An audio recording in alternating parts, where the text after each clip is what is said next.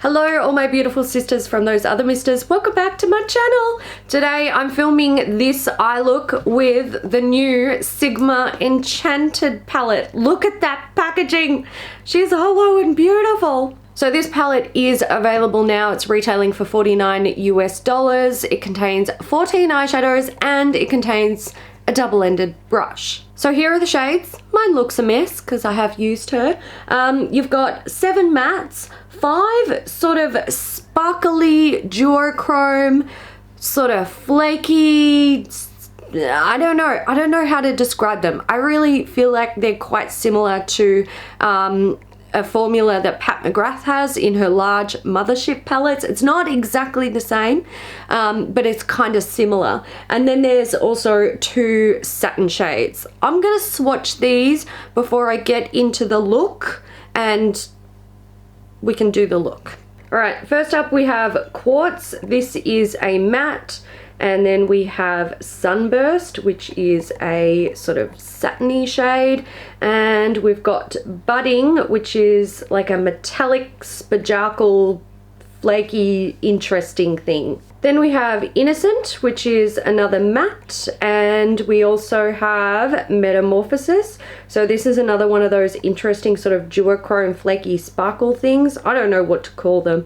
And then we have Loam. I think, is it Loam or Loam? It's a matte and it's kind of like a greigey, taupey, cool tone thing. Then we have Terra. This is another matte. And we have Electrum, which is again one of those sort of sparkly duochrome metallic things. We have Moonglade, which is a satin. Then we have Plume, again sparkly duochrome. We have Cosmos, sparkly duochrome, and we have, I think it's Greystone. Oh, I swatched that like an idiot. Let's do that one again. It's actually called Claystone and it is a matte. I've run out of space, so we're going up here. We've got Evergreen, which again is a matte shade, and then we have Wicked, which is also a matte.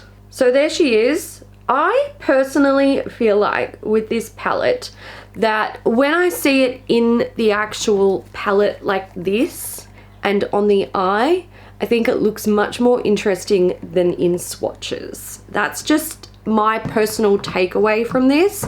But let's get into the demo of applying this so you guys can see how the shades that I used performed, and then I'll give you my final thoughts. I'm going to start by setting between my crease and my brow with the shade Quartz. I'm just going to use Innocent in the crease just to put down a little bit of color for a transition. Oh, it's pinker than I expected it to be. Interesting. So I kind of thought that would be sort of like a, I don't know, it looks a little bit like a greigey peach, sort of like a mauvey peach, but it's quite pink. I would call it like a pale pinky lavender.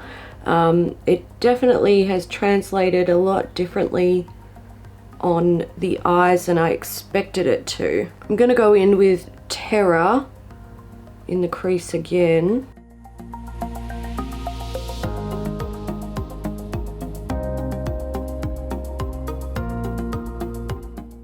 Shades do have a bit of kick up if that's something that will bother you. All right, I definitely have to play with the Evergreen shade to see how this looks when it applies.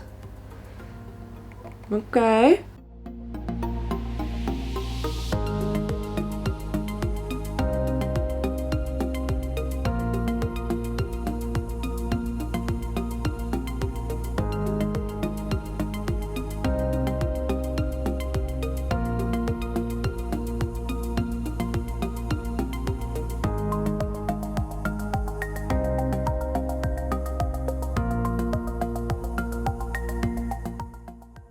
So this shade, it goes on pretty pigmented. I did have some issues where it didn't seem to really be sticking like sort of right in my crease, but that could absolutely be my base. It's something that I've experienced a few times. But just like building the shade up where you need it helped. Like, it does stick. I do think this shade is quite difficult to blend. I'm using 3 brushes.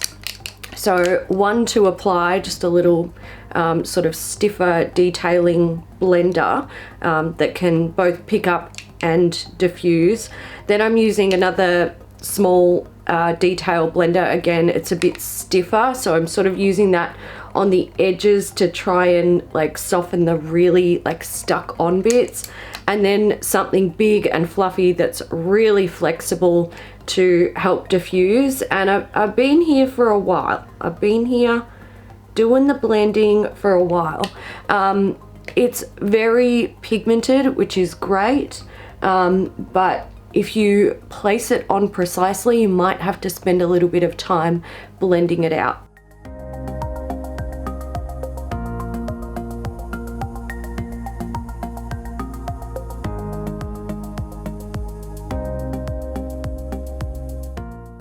This shade is Metamorphosis. It's kind of, these are really interesting. Can't really see it. They're duochromes and they have a sort of flaky formula. They kind of remind me of some of the shades in the Pat McGrath palette. This one is Cosmos. And again, it's one of those sort of flaky duochromy formulas. They're really interesting. They look great in the pan, but I'm not sure that that really translates on the eye. They're probably better as like a subtle topper, but again, they kind of remind me of that Pat McGrath formula. I'm just using a little bit of Evergreen to blend where I've done the cut crease. I feel like it's not sticking on this eye. For the sake of seeing how these sort of sparkly, flaky metallics work over mattes, like can you really use it as a topper to add sparkle and change an eyeshadow? I'm taking the shade Plume and I'm going to pat it over the matte shade here.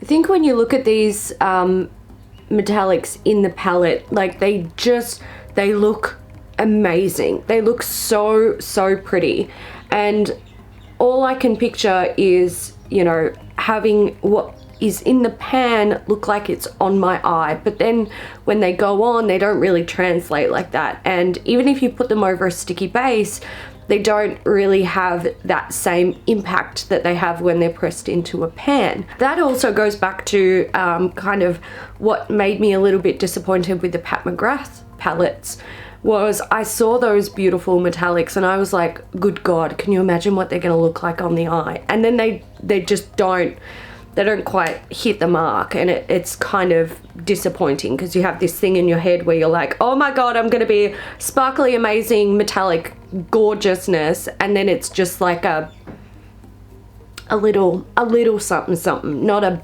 bam something. So I think if you accept those eyeshadows as toppers, you'll be happy.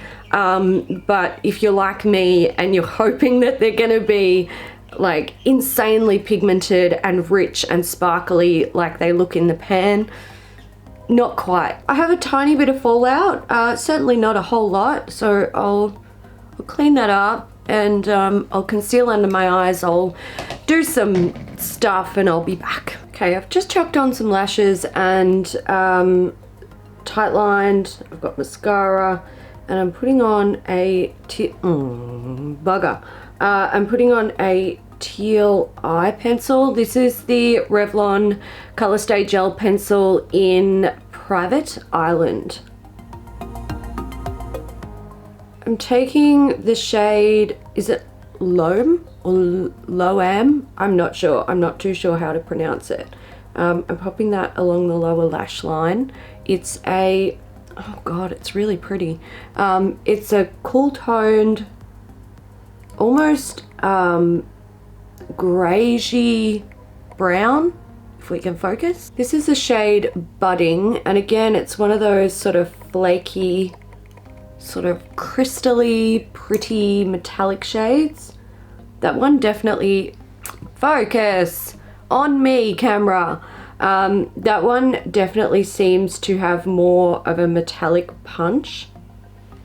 I'm just going to put some of the Maybelline The Falsies mascara in Navy Glam on my lower lashes. Alright, so there's a final look. Now let's have a little chit chat about the palette. Mine's looking a little bit messy, and that is mainly because of the mattes. They've got a bit of kick up. Now, I personally don't really care about that, as long as it's not, you know, subculture where you touch your brush in the pan and you're basically hitting pan. Look, I'm exaggerating, it's not that bad, but they're really, really powdery. These are also quite soft, but they're not that level of soft. In terms of the matte shades, there are 7 in the palette. I personally, and this is just my personal preference, I feel like Quartz could have been left out. It could have been swapped for something else. Now, I will use it, and I actually appreciate shades like that because it's the same color as my skin. I can use it to set my eye base. So for me, it's very useful, but as like an overall useful shade for many, many, many, many types of people, maybe not the best. The black, also, this is my personal preference. I don't like black in eyeshadow palettes because I just never use it. But I know a lot of people do love black. So if you love black, there's one in there for you. The other mattes, I quite like them. Innocent was not what I expected. She pulled really pink. I expected it to be more of a mauvey shade. But yeah, it's, you know, it's still there. I didn't think the pigmentation was intense, but it built up quite easily. And the other matte shades, I like them. Okay, I didn't use Claystone, but I've swatched it and it looks very nice. Evergreen, really like rich pigmentation, but I had to build it and work, and I did find that it was a little bit difficult to blend, but I kind of find that with all green shades like this, these like dark forest matte greens. I find that either their pigmentation is rubbish and they're easy to blend, or their pigmentation is quite intense and rich and they take a bit of time to blend, but you can get it there. The satins in the palette, look, I'm not really that interested in them, and that is simply because the other sort of metallic interesting shades in the palette, so we've got Electrum, Budding, Plume, Cosmos and Metamorphosis, they just look so beautiful and interesting and exciting that I'm not gonna gravitate towards these two. They're pretty shades, and they would be great for when you don't want sparkle or duochrome, you just want something that's going to be like simple and easy. Maybe a wash of these two over the eyelid with a little bit of one of the mattes in the crease and off you go, rather than spending 20 minutes playing with color. It gives the palette a little bit of diversity with simple stuff, which is, it's good. Now, as for these sort of flaky, metallic, chrome looking, crystal, sparkly, I don't even know what to call them. They just look magic in the pan. I really do feel like they feel similar to some of the colors in the Pat McGrath palette, so in the larger palettes. For example, I've got some of my larger palettes here, just to show you. So this one is, what are you? You are the Mothership 1 Subliminal. So in this palette, and some of the other big ones, I don't have all of the small palettes, but the ones that I own, I think I've got 4 of them. They don't have any of this type of formula in the palette, in the small palettes. So these ones here, they've kind of got this, it's like almost like pressed, like fine grain, flaky something. I don't know. They're They're very interesting, they're very different, and they look amazing in the palette, but then they don't quite translate that way on the eye. This is another Mothership palette, so this one has 3 of those shades in it. Here, here, and here, and they're this kind of, like I said, flaky, like sort of magic. Like, look at it, look at that. They just look divine. And then when I take Sigma and compare it, okay, look, these ones, $100 palette and amazing and sparkly. These ones, not $100 palette and not quite as vibrant and intense and sparkly. So we can forgive it for that. But what I'm getting at is that in the pan, they look really amazing and sparkly and like, oh my God, could you imagine if you could get that depth and vibrancy on your eyes? But then they don't quite translate that way. So that's how they're kind of similar. Similar kind of formula, and similar in the fact that like getting that intense metallic duochrome shift, it's not as easy when you're actually applying it. However, if you like those sort of shades from Pat McGrath, then you might really like the Sigma palette because it's got 5 of them. Overall, I quite like the palette. I think the formula is nice and I think it's interesting. There's a good balance of different textures in there, so mattes, metallics, and then your sort of more run-of-the-mill satin shades. I like the color story. It's not a bad palette at all. Definitely let me know what you guys think of the palette. Do you like that sort of sparkly duochrome formula of eyeshadows? Do you like the color story? Tell me your thoughts. I hope you guys enjoyed this. If you did, give it a thumbs up and I'll see you in the next one. Bye.